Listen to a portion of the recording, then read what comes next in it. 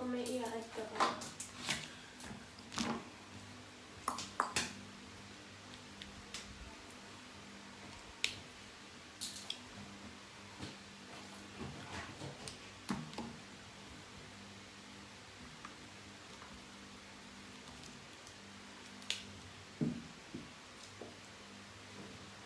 Papataas lang po ako.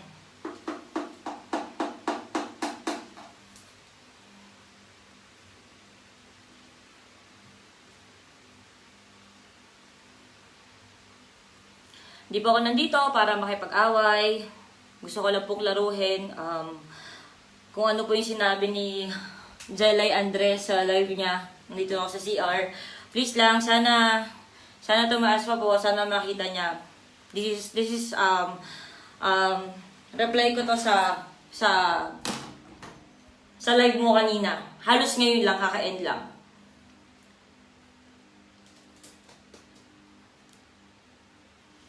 Sensya na sa itsura ko, sobrang di pa ako natutulog. Pataasin pa po natin para ano. Pataasin pa natin yung viewers para isang salitaan din parang kanina.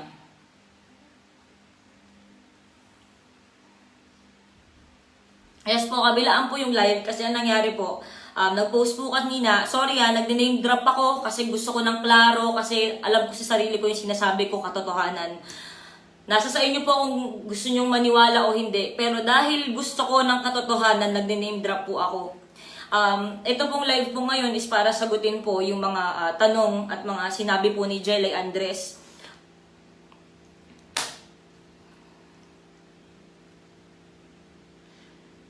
Papatasa po ako ng viewers, hindi po para pa-famous na po, para lang isahan na lang ako ng salita.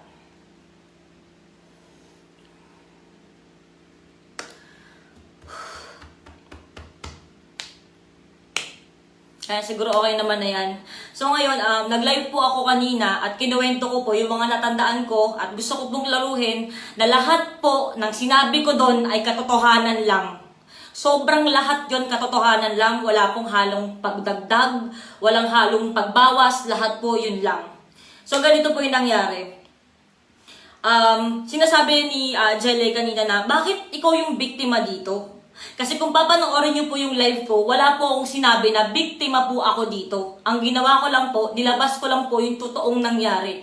Kung lumalabas po ngayon sa mga tao na biktima po ako sa nangyari, hindi ko na po hawak yun eh. Ang akin lang, gusto ko lang malabas yung katotohanan. Wala akong sinabi na biktima ako. Nag-post pa ako, hindi na para maniwala kayo sa akin o pa-biktima ko dito. Sa inyo na yun. Alam naman ng lahat, Jelly, na naging biktima ka talaga dito eh. Alam naman na lahat at kinlaro ko naman yun. Kung papanoorin mo yung live ko, di kita inaway. Nagsalita ako sa mga kung anong sinabi sa akin ni John na pinaniwalaan ko at sa pagiging utu-utu ko. Pero wala akong sinabi na biktima ako. Gusto ko lang klaruhin, wala akong sinabing biktima dito. Wala akong sinabing biktima ako dito. Pangalawa, ayan yung scandal. Utu-utu si Tony Fowler. Diba sinabi ko naman sa live ko, opo, naging careless ako. Opo, may kasalanan ako. Inuulit ko pa ulit-ulit kong sinabi na may kasalanan ako. At sinabi ko rin yan sa inyo na pinipilit niya ako magsendan, nagsisendan kami na kung ano, nung panahon na hindi ko nga alam na may kayo. Gusto ko lang iklaro yun. Sorry kung tumataas yung boses ko kasi sobrang tagal kong tinago eh. So ngayon na nagsalita siya na ito yung alam niya, ito naman kasi yung alam ko, ito yung sa akin na yung sinasabi mo scandal, yung pinakita mo, nakatawan ko, kahit ayaw mo ipakita, pero pinakita mo, okay lang. Kasalanan ko yan kasi nga, naging ano nga ako eh. Naging careless ako. Hindi ko inalam na may kayo talaga, na may girlfriend siya. So, noong time na yun, nag-send ako. Ako yung umuungulang putang inang baboy ng 3 minutes. Ako yun. Inaamin ko yun. Sorry, may tumatawag po. So, yung scandal po na yung inaamin ko, ako po yun. Yung pinakita niya kanina na nababoy siya, ako po yun. Si Tony Fowler po yun. Wala pong iba. Ngayon, yung pag-iinom na sinasabi mo, naalala ko. At sinabi ko yun sa live ko. Sinabi ko sa live ko na sinubukan kong makipagkaibigan sa inyo, pinakilala ko, hindi ko siya nabuo. Kaya nga, paulit-ulit ako na pinagtatagpi-tagpig ko kung ano yung mga natatandaan ko. lumapit ako, ganyan, oo, kinausap mo ko, pero hindi ko masyadong matandaan. Hindi ko na nga natandaan na nag-vape ka pa sa vape ko eh. Wala na akong, basta alam ko nakipag-try ako. Nakipag-try ako makipagkaibigan sa'yo, sa inyong lahat, nung panahon na, ay, andyan pala, may girlfriend ka, okay, alam ko ng girlfriend ka. Pero way back, ang sinasabi ko na, nagsend na kami ng video ng mga Snapchat, etc. Nung panahon na hindi ko nga alam na may ikaw. So kung sasabihin mo sa akin ngayon na, ang tanga mo naman para hindi mo malaman, Jelay, hindi ko nga alam. Inamin ko una pa lang, hindi ko nga alam eh. Hindi ko alam. Ngayon, nagpainom ka, hindi ko matandaan kung binigyan ka na ng shots, pero alam ko, nagre-request ka sa akin ng tequila. Tapos di ba nagpapakuha pa nga si Jay Isidro?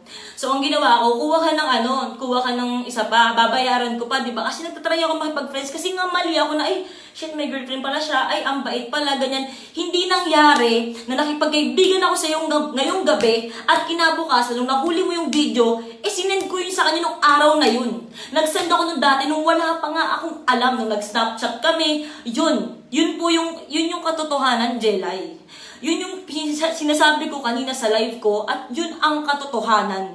Hindi ko nangihilingin siguro, wala sira ako sa'yo, alam ko. Hindi ka para maniwala sa akin, pero uulit-ulitin ko, nag-snapchat ako noon, hindi ko alam na may ikaw yun. Yun yung nagsisenda ng ganito, ganyan sa Viber, na hindi ko alam na may ikaw. Kasi hindi ko na siya pinansin, tapos dumating kayo, nagtry ako makipagkaibigan, kahit parang wala akong mukhang iharap, kasi nga naging careless ako. Sobrang naging careless ako na hindi ko inalam na may girlfriend si John. So, hindi po nangyari, Jelay, hindi nangyari na kinaibigan kita nung gabi, tapos nag-send ako ng kinaumagahan. Walang ganong nangyari. Kaya ako nasasalita ngayon kasi ngayon talaga ako nagsasalita na pagkakataon ko to. Wala naman ako ibang pagkakataon eh. Eto pa, sinulat ko yan habang nag-live ka, sinusulat ko ano bang po pwede kong sabihin sa'yo o sabihin sa mga tao. Ngayon, yung sinasabi niyong bayad sa Facebook at saka sa endorsement, sinasabi mo yan, side mo yan, kaya ako sinabi yung kanina na bayad kayo, ganyan, kasi si John nagsabi sa akin nun. Kaya please lang John, magsalita ka, di ba ikaw nagsabi niyan? Di ba may gig nga ako sa Pampanga, sabi mo umiiyak dun si Jelay. Kasi hindi ka nagpunta, mas pinili mong pumunta sa gig, which is pinost ko yung picture na yun, na magkakasama tayo, kasama yung grupo ko, yun yung nag-MC ka sa amin. So, yun siya, wala akong sinabi ni Jelay to na nagbayad sila sa Facebook, and si John Gutierrez po ang nagsabi sa akin na ganun, okay? Si John Gutierrez po. Ngayon, yung kumakain ako sa labas, may nabanggit ka kanina na kumakain ako sa labas. Nung kumakain ako sa labas, kasama ko yung mga kaibigan ko ng birthday ni John na ang alam ko, wala na talagang kayo. Di ba nakita mo rin? Nakita mo na humahawak ako sa kanya? Alam ko kasing walang kayo. Kaya ako mahawak sa kanya kasi yun yung kinukwento ko na gusto niyang sapakin si Jack Lord. Dahil lang sa bagay na tumabi ako kay Jack Lord. Nag-friendly hug sa akin si Jack Lord. Yun na sinusuyo ko siya na huwag ka naman magselos. Yun hindi dahil habol na habol ako sa kanya. My God. Pero oo, inaamin ko, nung panahonin, may pagmamahal ako nun sa asawa mo. Na ang alam ko nga, break kayo. Ngayon kung ididiin mo, na ang tanga mo naman, hindi mo alam, at utu-utu ka, inaamin ko, naging utu-utu ako.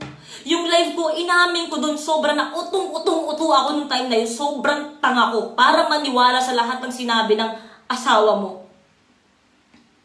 Ngayon, yung sinasabi mong, ito, yung AJ hashtag, di ba binanggit mo yan? Tingnan mo lahat ng post ko.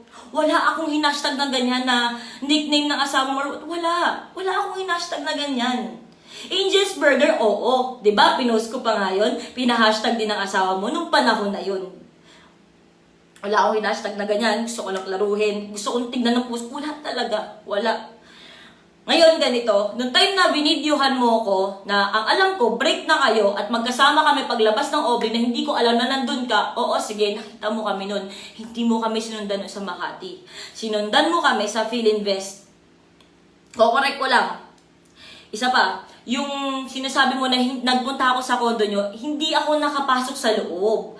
Hindi ako pumasok sa loob. Nandun kami sa labas, nag-aantay kami. Siya nagdala lang gamit niya. Kasi nga, Jelly, ang alam ko nga, walang kayo. Yun ang alam ko, walang kayo. Paulit-ulit kong sasabihin. Ngayon, kung ipipilit mo na alam mong kabit ako at ang yun ang tingin mo, dahil na-trauma ka, wala na akong magagawa. Ngayon lang ako nagkaroon ng pagkakataon na sabihin sa'yo, Jelay, ang alam ko nga walang kayo. Yun ang alam ko kasi may gamit siyang nilabas. Hindi ko alam saan nanggaling yung basta naglabas siya ng maleta. Kasama ko nun si Harvey at si Papi. Din nung time na yun. Kaya naniniwala kami sa kanya na okay, siguro nga talagang, oo nga, wala kang kayo. Ulitin ko, hindi ako nagsasabi na biktima ako dito. Ang gusto ko lang magsabi ng katotohanan na ito yung nangyari. Ito yung nangyari. Ito yung totoong nangyari. Isa pa. Yung kay RBC sa pangbabash sa'yo, sa totoo lang, hindi ko pa nakakausap yung manager ko tungkol dun.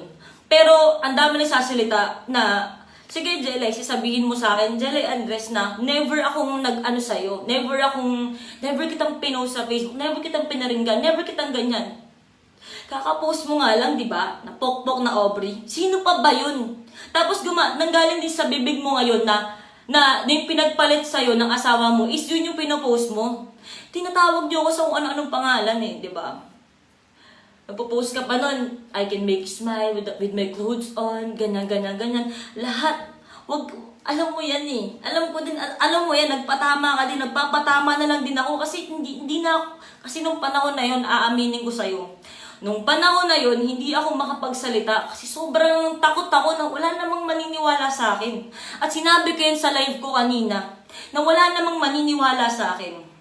Kaya hindi ako nasalta, nagpaparinig ka. Nagpaparinig lang din ako. Kung feeling natin may nauna sa atin, may nauna sa'yo, ganun eh. Kasi napipikon din ako minsan eh, di ba? Magaganyan katulad niyan. Kaya ako na-trigger ngayon kasi nag-post ka ng Aubrey ako, pokpok ako.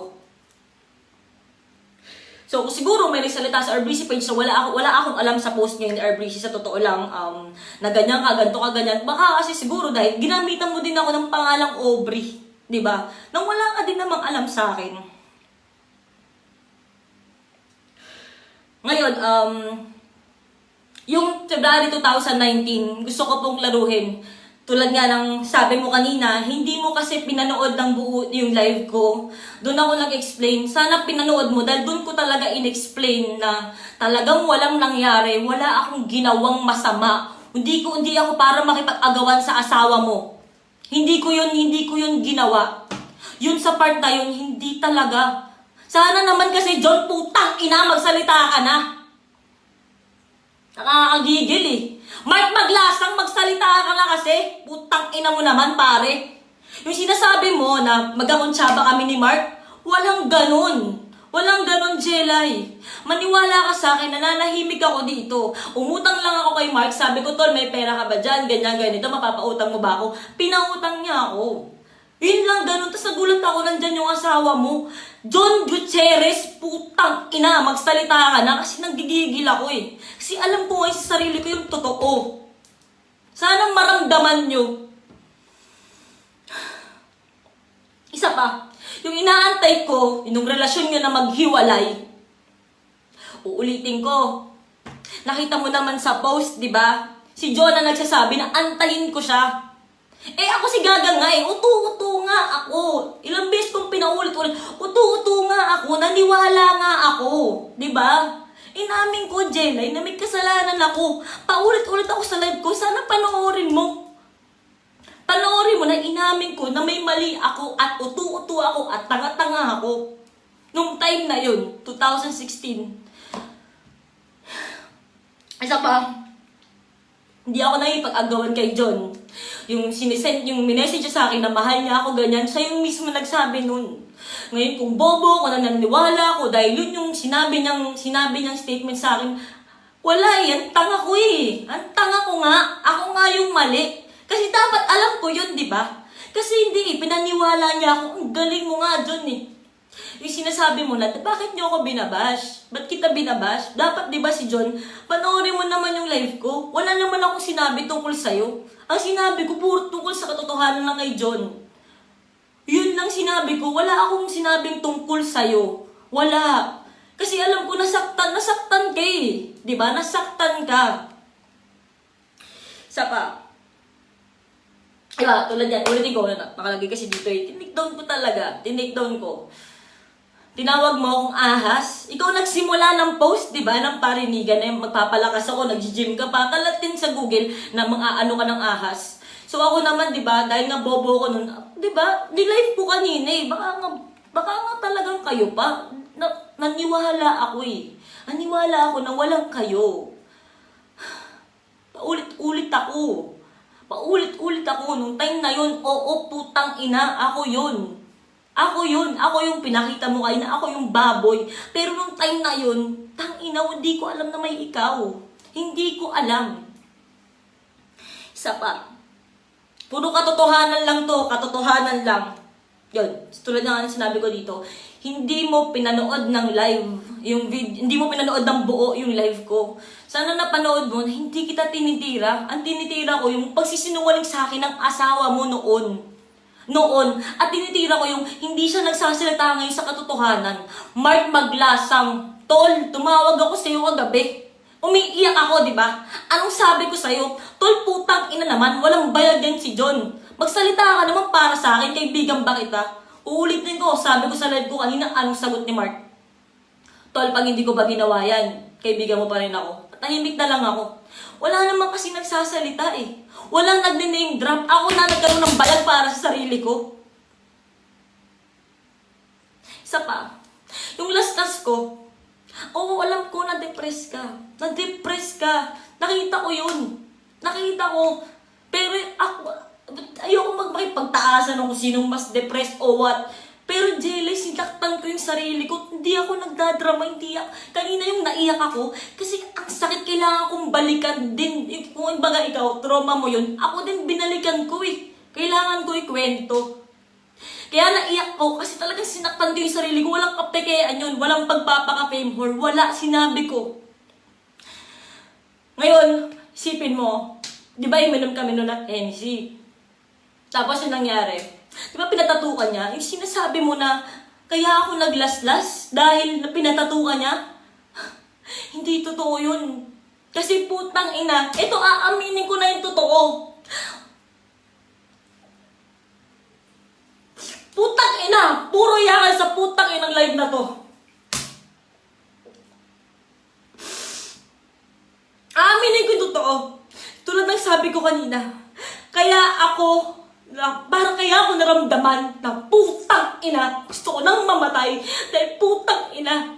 Tinatago ko pero ilalabas ko na lahat. Puta, puro katotohanan lang. Kaya ako naglastas nun. Kasi dinamay niyo yung anak ko. Dinamay ng mga fans mo yung anak ko. Oo, may anak ako. May anak ako. Doon ako nasaktan. Sana ma-rape yung anak ko. Sana magambang yung anak ko. Bilang ina, masakit eh. Oo, sige. Husgahan niyo ako bilang ina. Hindi ka matinong ina. Putang ina ka. Pasensya na. Wala itong trabaho ko. Ganito, hindi ko na kailangan na-explain bakit ito yung trabaho ko. Di ako okay na ina. Oo, sige, may pag-uulang ako. Baka nga. Kasi hindi ako magandang halimbawa. Pero putang ina, hindi ako nagkukulang sa pag-provide sa anak ko. Ginagawa ko ito lahat para sa anak ko. Kasi mahal ko yung anak ko. Hindi ako naglastas dahil putang ina pinatato ka. Hindi totoo yan. Naglastas ako nun kasi gusto ko nang mamatay. Kasi sinasabi lahat ng tao, wala kang kwentang ina. Nilalabas ko na. Diba? Nilalabas ko na lahat.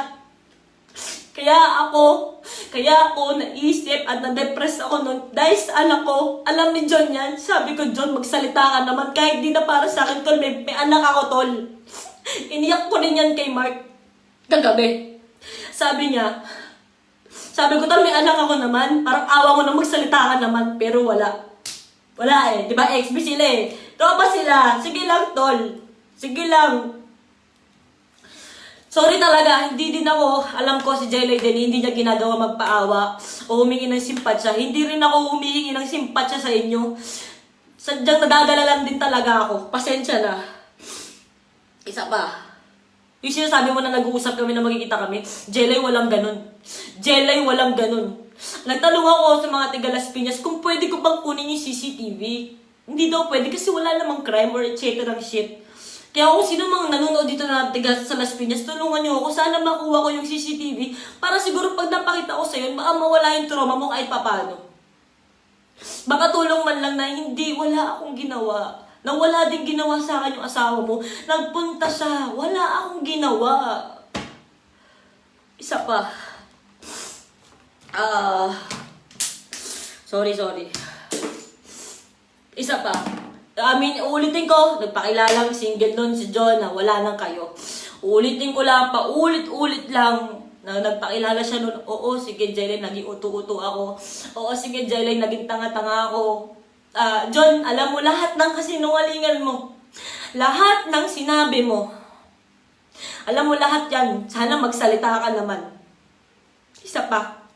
To. Kinausap ko na si Jay Isidro sa Obli. Sabi ko, grabe nangyari kay Jelay. Sumiyak ako sa Obli. Sabi ko, pwede bang ano kayang mag-sorry ako kay Jelay, makipagkita ako. Ang sabi niya sa akin, sabi niya, oh, ba't ka magsasorry doon? Wag na, baka mamaya ma-screenshot ka lang, baka gamitin pa nila yan, tapos i-post nila, edi sasabihin nila na ikaw talaga yung gumawa nun. Jay Isidro, alam mo yan. Alam mo yan. Anthony, alam mo yan, Jamie, Jay Isidro, alam niyo yan. Sinabi ko yun sa inyo, ano kaya kung kausapin ko si Jelay? Yung sinasabi mo kanina, sana kinausap kita. Tinanong ko yan sila, pero sabi nila, Tony, wag, masyadong mainit galit si Jelay. Iba magalit at masaktan ng taong, alam mo yun, na-depress eh. Sabi ko, sige, wag na lang. Eto na. Sinat ka ni Rob Moya, which is yun yung kiniklear mo kanina. Wait lang, bago yun, speaking of Rob Moya, Diyos ko naman. Hindi mo ako para pagbintangan. Hindi mo ako para pagbintangan na ng agaw na naman ako. Walang halong katotohanan yan, Jelay. Nakita ko lahat ng messages nila na hiwalay na sila. Nakita ko rin yung huling message ng babae na sabi niya, alam ko, may girlfriend ka na, masaya ka na, ganyan. Gusto ko lang sana makipagkaibigan. Lahat yun nakita ko. Hindi ako makikipagrelasyon ulit sa yung best friend mo, yung dati niyang fiancé ni Rob Moya. Hindi. Wala lang sila. Minake ko yun kasi tinignan ko sa phone eh. Pero, siguro kung meron na naman, baka mali na naman ako, di ba? Baka utu-utu na naman ako. Kasi simula naging magkasama kami, hindi na kami naghiwalay. Opo, inaamin ko rin. Inaamin ko po na may boyfriend po ako ngayon. Si Rob Moya po yun. Sinasabi mo na inagaw ko na naman. Walang pawang katotohanan yan. Hindi ko inagaw si Rob Moya, hindi. Wala akong inagaw na ganon. Alam mo yan, Jelay, di ba? Alam mo, wala akong inagaw. Hindi ko inagaw si Rob. Siya lumapit sa akin, naging okay kami, pinahanap niya yung number ko. Siguro, inamin niya rin yan sa akin na mayroon siya dating sinabi sa akin kasi hindi niya pa ako kilala. Nung nalaman niya yung totoong storya, kinilala lang niya ako, naging okay kami, goods kami. Mag-1 year na kami at tahimik kami at masaya kami. Oo, nasasalita ako ngayon ng katotohanan. Bakit? Para sa kakatahimik din ng partner ko. Kasi gusto kong patunayan sa kanya na wala akong ginawa. Hindi ako yung may boyfriend tapos nakipagkita ako kay John dahil Makati ako. Hindi ganun. Gusto ko lang iklaro sa'yo na yung dati, oo nga, naging utu-utu ako. Minahal ko nga dati yung asawa mo. Pero ngayon, mahal ko si Rob. Maayos kami. Maayos kami. Ngayon, dumating dito si John, nagkagulo kami. Tapos yung mini-message mo pa kay Rob na talagang may nangyari, pinaninindigan mo, sige lang, hindi ko alam saan mo nakuha yung ebidensya mo na yan, pero kaya kong patunayan. Please lang, Las Piñas, pagbigyan nyo ako ng unang CCTV. Sobra. Please lang, John Gutierrez. Please lang, Mark Maglasang XB, mga XB. Salita naman kayo ng katotohanan. Isa pa, speaking of Rob Moya, ulitin ko, wala akong inagaw, masaya kami, maayos kami. So sana naklaro ko lahat. Isa pa, yung nag-message sa'yo si Rob Moya, hindi ko alam kung last week yun. Sa kotse, bumaba siya sa kotse, dala niya yung phone niya. Tapos di ba sabi mo gusto mo makipag-usap. Alam ba sino tumatawag na sa'yo? Di ba ang dami miss call sa phone mo? Tapos hindi mo sinasagot. Tapos may nag-message, bigla kalmado. Sabi niya, usap tayo para malaman na lahat, magkaalaman na. Di ba? Jelay, ako yun. Sobrang nangangati ako na kausapin kita. Kasi nga may nilalabas na naman si mga gago na kabulshitan. Kaya sabi ko, baka naman tanungin mo si Rob. Sabi ko sa kanya, baka naman panahon na para kausapin ko si Jelay. Kasi nung time na yun, bobo ko, nag-iutu-utu ako, nasaktan ko yung tao. Umiyak ako kay Arbreezy. Sabi ko sa kanya, kung tatanggalin mo ako sa Arbreezy, dahil magsasalita ako, gagawa ako ng gulo eh. Sabi ko, okay lang. Sabi niya, ano ba gusto mo? Gusto kong umamin sa pagkakamali ko, which is ginawa ko. Sinabi ko rin, alam mo yan, Anthony Lodones, galing ako sa'yo kagabi. Biyak ako. Sabi ko, gusto kong mag-sorry kay Jelay. Gusto kong mag-sorry kay Jelay. Gusto kong mag-sorry sa'yo kasi wala akong alam eh. Kung ang naniwala ako na propaganda yung sa Facebook, naging ito, sorry. Sorry kung nasaktan kita dun. Galing to sa puso ko. Galing sa puso ko. Walang halong pagpapanggap, Jelay. Gusto kong humingi ng sorry sa'yo. At trauma ka, nasasaktan ka, nagtitake ka ng gamot. Sorry. Sobrang sorry sa katangahan ko. Gusto ko lang laluin lahat. Kinlaro ko na lahat ng gusto kong sabihin ngayon. Mula sa live mo kanina. Pasensya na. Pasensya na sa manager ko. Kailangan ko nang sabihin lahat. Kung kailangan ko nang ilabas lahat ng katotohanan. Pagod na po akong makipaglaro sa kung anong away nito. Gusto ko lang sabihin sa'yo, Jelay. Hindi mo ako kaaway dito. Kung nasaktan kita, sorry. Kung nasaktan kita, sorry. Hindi naman pagkababa ng pride ko, di ba? Kung hihingi ako ng sorry sa'yo. Kung papakita ko sa mga tao na nadapa ako, nagkamali ako. Gusto ko humingi ng sorry sa'yo. Sorry. So, humingi ng sorry sa'yo. Pero ang akin lang, yung nangyari sa'yo dati sa pagkakamali ko, magtatatong taon na. Hanggang kailan ko pa siya pagbabayaran na mag-post ka na, obre ako, pokpok ako, na ganito ako, na ganyan ako, dahil sa pagkakamali ko dati na hindi ko nga alam na may kayo. Hindi ko alam. Ngayon, ito yun. Oo, sige, nagpaparinig ka. Sinimula mo sa post mong ahas ako. Nagsunod-sunod tayo, nagpaparinigan tayo. Alam mo yan, alam ng puso mo yan. Gusto ko mag-sorry sa'yo. Alam nila Jenny Ciprian, alam nila Anthony, alam ng mga tao kasama ko yan. Ano kaya pag sorry na lang kay Jelay, paulit-ulit. Kahit kagabi, kaya ngayon, eto na, live. Jelay, sorry. Hindi ko yun alam. Na hindi ko inalam dahil na bobo ako, utu-utu ako. Sorry kung nasaktan ka. Pero, tulad yun, sabi ko kanina, sana naman hanggang kailan ko pagbabayaran yung isang pagkakamali ko noon na hindi ako nag-ingat, hanggang kailan ko pagbabayaran yun. Sana naman mapatawad mo ako. Siguro hindi ngayon. Sana dumating yung panahon, maging maayos. Alam ko naman napaka-imposibleng maging kaibigan mo ako. Pero gusto ko lang sabihin sa'yo na sorry. Pasensya ka na sa akin na bobo ako. Dahil naniwala ako nun sa asawa mo. Pero papanoorin mo yung live ko kanina. Hindi ikaw yung pinapatamaan ko. Pinapatamaan ko yung putang inang sinungaling mong asawa. Gusto ko lang klaruin yun. Ay na, ito yung pinaka-umano sa akin eh. Yung nalabas ko talaga. Lahat na. Wala na ako itatago. Maraming salamat po sa mga sumuporta na alam mo yun, naniwala sa kwento ko kasi alam nila yung totoo. Jelay, hindi ako nagsisinungaling. Kung alam ko wala kang tiwala sa akin. Pero sana dumating yung panahon na mapatawad mo ako. Sana. Yun lang, naklaro ko na wala na akong dapat sabihin. Maraming salamat po sa mga taong naniwala sa akin. Sana naman yung mga tao magsalita na.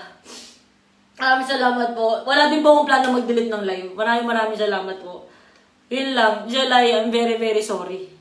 Sana one day, papatawad mo ako sa pagka-uto-uto at tanga ko dati.